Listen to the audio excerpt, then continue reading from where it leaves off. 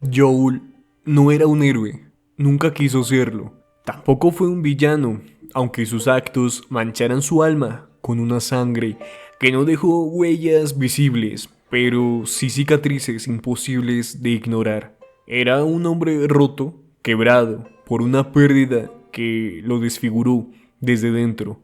En un mundo donde los valores colapsaron junto a los edificios y donde el bien y el mal se volvieron conceptos difusos, Joel solo sabía una cosa: seguir vivo, aunque eso implicara dejar partes de sí mismo atrás en cada paso. Su historia no comienza con una aventura, ni con un llamado noble, sino con una herida. El asesinato de Sarah no fue solo el fin de su hija, fue el exterminio de su humanidad. Ella era su ancla, su redención diaria, su música en las mañanas y el susurro que lo hacía dormir por las noches. Aunque le arrebataron a Sarah, no solo se desplomó la civilización, se desplomó Joel. Ese instante donde un disparo injusto le arrebató a lo único puro que le quedaba, lo convirtió en un espectro, no uno de los infectados, sino algo peor, un hombre que sigue respirando, pero al que la vida ya no le interesa. El día que Joel perdió a Sarah no fue solo el inicio del apocalipsis, fue el fin de todo lo que alguna vez amó. En sus brazos, mientras la vida de su hija se desvanecía sin sentido, se rompió algo que nunca volvería a sanar. Desde entonces, todo lo que vino después fue una sombra, un eco de lo que alguna vez fue un hombre. Vivió porque el cuerpo insistía en seguir, pero el alma se había quedado con ella. En ese camino de tierra, esa noche maldita, 2 décadas pasaron antes de que algo o alguien lograra hacerle sentir otra vez. Ellie no era Sarah, y sin embargo con el tiempo se convirtió en todo lo que Sarah representaba. Una segunda oportunidad, no para el mundo, sino para él. No para redimirse ante la humanidad, sino ante sí mismo. Por eso, cuando los médicos dijeron que para salvar al mundo debían quitarle la vida a Ellie, Joel ya no escuchó razones, no vio ciencia, no vio el bien común, solo vio otra vez el mismo rostro del dolor. Vio otra vez a una niña en una camilla, sola, inocente, a punto de morir mientras él no podía hacer nada. Pero esta vez sí podía. Así que lo hizo. Mató a doctores, a soldados, a cualquiera que se interpusiera. Lo hizo con una determinación fría, brutal, pero profundamente humana. Porque ya no se trataba de Ellie, se trataba de él. De no repetir el trauma, de no fracasar otra vez, de no ser testigo una vez más de cómo se va lo único que ama. Joel no salvó al mundo, salvó su mundo. Y lo hizo sin pedir permiso. Tal vez Ellie habría elegido sacrificarse, tal vez habría querido ser la cura, pero Joel no le dio esa opción, no por crueldad, sino por miedo, el miedo de un padre que ya vivió el infierno una vez y no piensa volver a cruzar sus puertas. Fue egoísta, sí, fue humano también, y ahí está la tragedia. Que en su amor más puro, Joel selló su condena, salvó una vida, sí, pero a cambio destruyó muchas. Tal vez incluso condenó a la humanidad. Todo para no perder por segunda vez a una hija que no era suya, pero que se había convertido en todo lo que tenía. Mucho se ha dicho sobre lo que Joel hizo, que mató a la esperanza del mundo, que fue egoísta, que eligió una sola vida sobre millones, pero hay una verdad más cruda, una que nadie quiere mirar de frente. Aunque Ellie hubiera muerto en esa mesa de operaciones, nada garantizaba que su sacrificio sirviera de algo.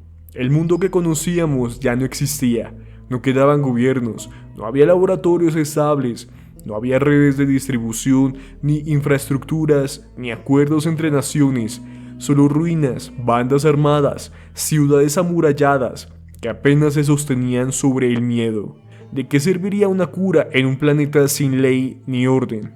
¿Quién la produciría? ¿Quién la protegería? ¿Quién decidiría quién vive y quién muere? Pensar que la muerte de Ellie podía salvar al mundo es un acto de fe, pero también de ingenuidad.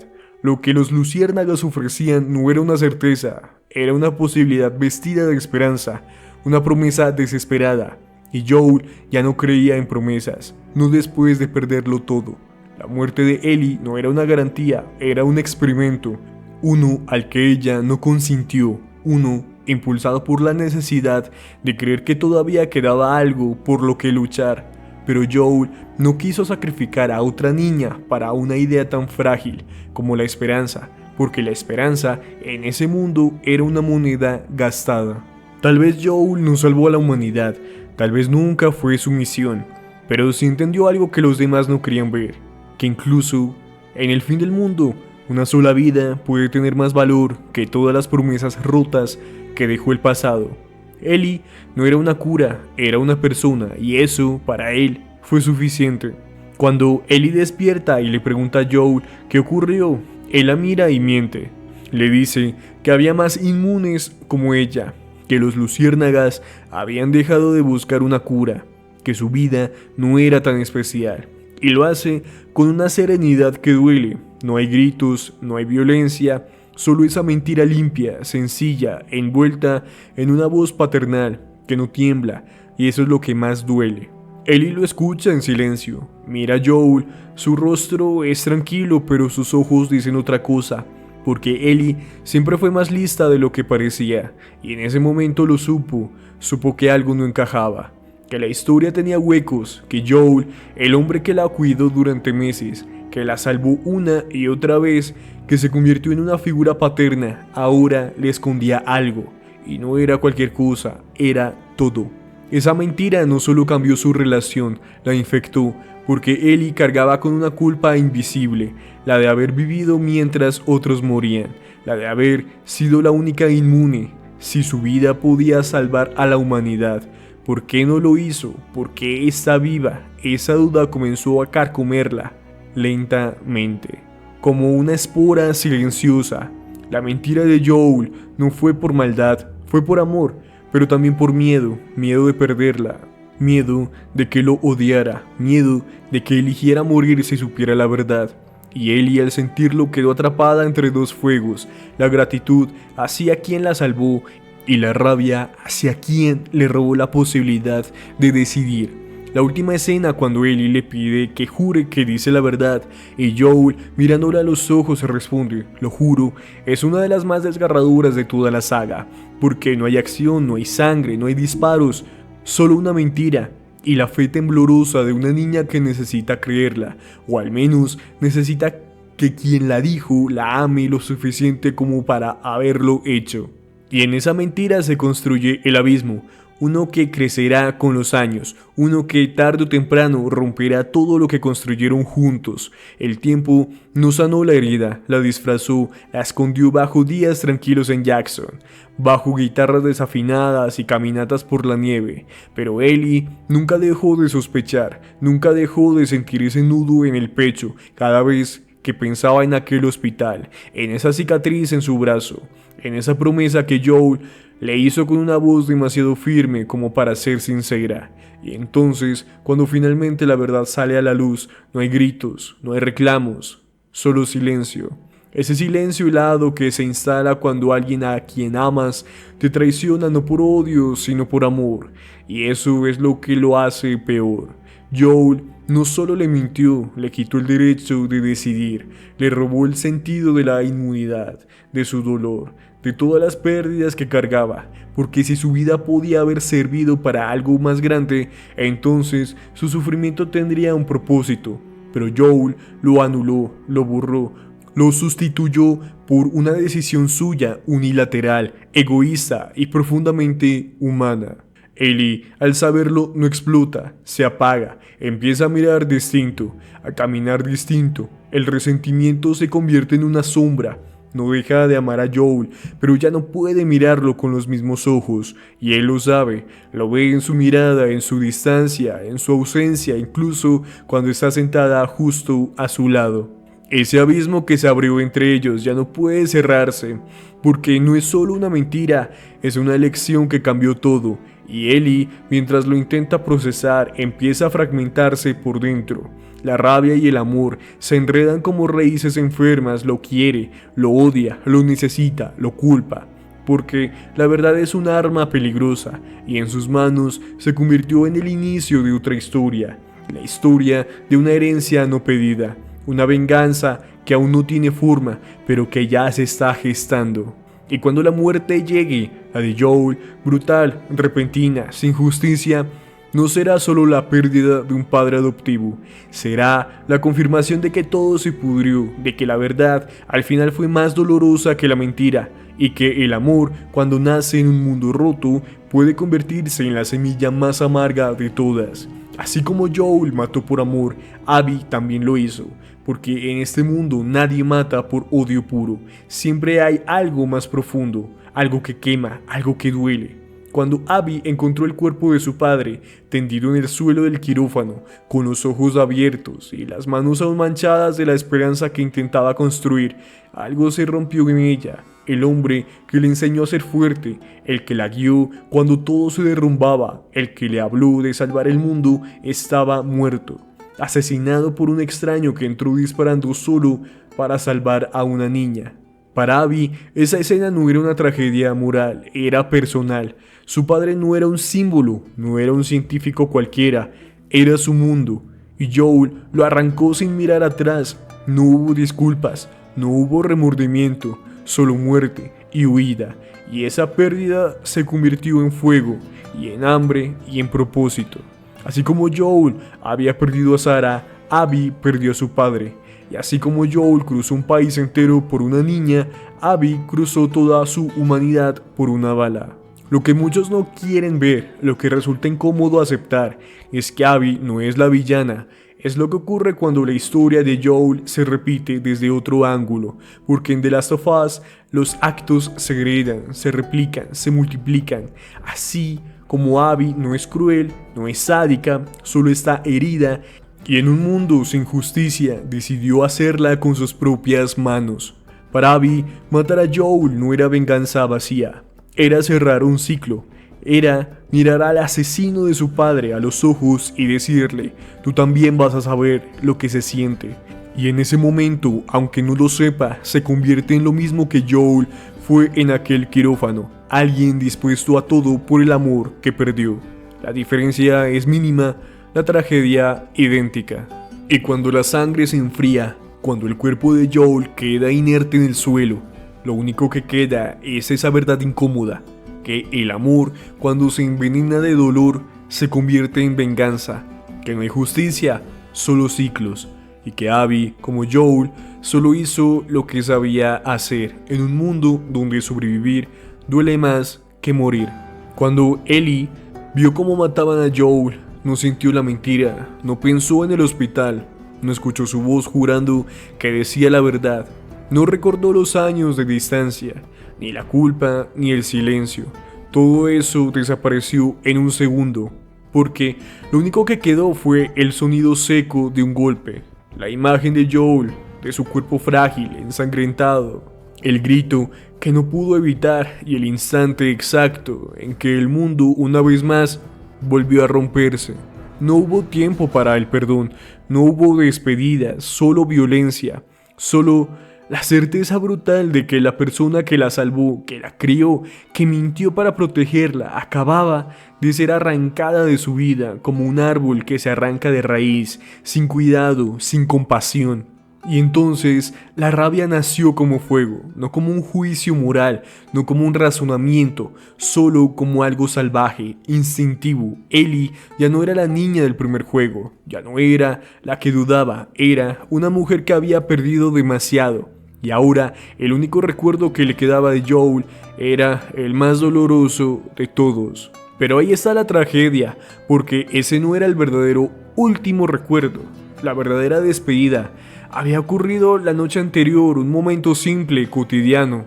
Joel en el antejardín de su casa tocando la guitarra, Ellie llegando con esa mezcla de orgullo y resentimiento, y entonces las palabras que cambiaron todo. Quiero intentar perdonarte. No lo había hecho aún, pero quería, lo deseaba. Estaba lista para empezar a reconstruir. lo que se había roto, para sanar, para dejar que el amor, aunque manchado de verdad, volviera a crecer. Joel se quedó en silencio, sorprendido, y con los ojos húmedos le dijo que eso le bastaba. Esa fue la última vez que se vieron. Y por eso, cuando Ellie sostiene esa guitarra en varios momentos del videojuego, en sus manos es tan especial, es el vínculo que tiene con Joel. Y ya sabemos, para los que jugamos el videojuego, que Ellie al final ya no podrá tocar más esa guitarra. Incluso esa última conexión con Joel, por ese sentimiento de la venganza, ha desaparecido. Porque la venganza ha consumido todo a su paso. Lo que queda no es solo el dolor de la pérdida, es el dolor de lo que pudo ser, de lo que no alcanzaron a decirse, de ese perdón que ya no tendrá espacio en el tiempo, solo en la memoria.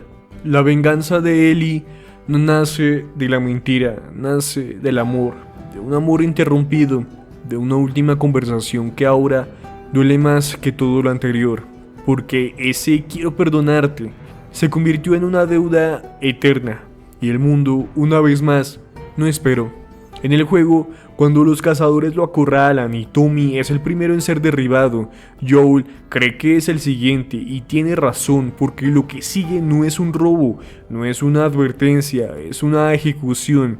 Y cuando escucha su nombre salir de los labios de Abby, lo entiende todo. El pasado finalmente lo alcanzó. No importó cuánto corrió, no importa cuántas personas salvó después, el hombre que mató en aquel hospital tenía una hija, y ella había venido a cobrar lo que creía justo. Joel no pelea, no suplica, solo mira y espera su terrible final. Ya tendido en el suelo, Joel mira a Ellie. Cuando ella irrumpe en la sala, la ve forcejear, la ve llorar, gritar, y por un momento, solo uno, su expresión cambia. No hay miedo, no hay rabia, hay tristeza, una tristeza quieta que parece venir desde años atrás. No por él, sino por ella, por verla presenciar eso, por saber que no puede protegerla esta vez y quizás por saber que no va a poder decirle adiós. En la serie, el golpe es aún más despiadado, porque Joel no solo pierde la vida, pierde lo poco que había logrado reconstruir. Jackson está en llamas, la comunidad que lo acogió, Tommy, su hermano, María, su cuñada, su sobrino, Dina, todos probablemente muertos, y Ellie también. Al parecer Joel no sabe cuál es el final de todos sus seres queridos y no verá un nuevo amanecer, y lo más triste de todo, no tendrá otro día con Ellie. No hay redención, no hay justicia, solo ruinas y Joel, mientras yace en el suelo, escucha su nombre como una sentencia. No sabe si Ellie está viva, no sabe si Dina sobrevivió, no sabe si Tommy salvó al pueblo. Solo siente el frío de la madera, el metal de la ira y el peso insoportable de un pasado que no perdona. Y lo más desgarrador de todo, y retomemos el juego, es que Joel muere con un corazón en pausa, porque la última vez que habló con Ellie, ella le dijo que quería perdonarlo. No lo había hecho aún, pero quería intentarlo, y eso le bastó. Murió con la esperanza encendida, con la promesa de un vínculo restaurado, de una cena pendiente, de una canción más por cantar.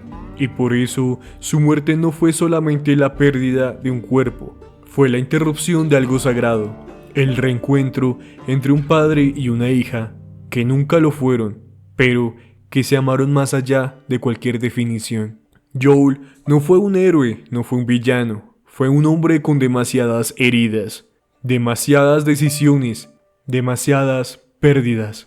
Pero en sus últimos instantes, lo único que importaba era ella. Y en algún lugar, entre ese último pensamiento y el golpe final, quizás imaginó lo que no alcanzó a vivir, el perdón. Aún recuerdo cómo antes del lanzamiento de The Last of Us Parte 2, se debatía si Joel podría ser uno de los villanos más inesperados en la historia de los videojuegos. Su rol como protagonista en la primera entrega ya había sembrado esa duda. Pero todo cambió con su muerte. En la secuela, ese momento tan polémico y cargado de críticas alteró por completo la percepción del personaje. La historia de Abby, el rumbo que tomaron ciertos aspectos narrativos, generaron un torrente de opiniones divididas. Joel es recordado por ser un hombre marcado por su dolor, por sus decisiones, por las circunstancias que lo rodeaban. Y eso, en su complejidad, es lo que lo hace tan real. Si hoy volviera a surgir ese debate, donde se cuestiona si Joel recibió lo que merecía, o incluso si fue el villano de The Last of Us Parte 1, mi respuesta sería clara. Joel no fue un villano, tampoco un héroe. Diría que fue un ser humano. Si de alguna manera Dios me diera otra oportunidad, lo haría todo de nuevo.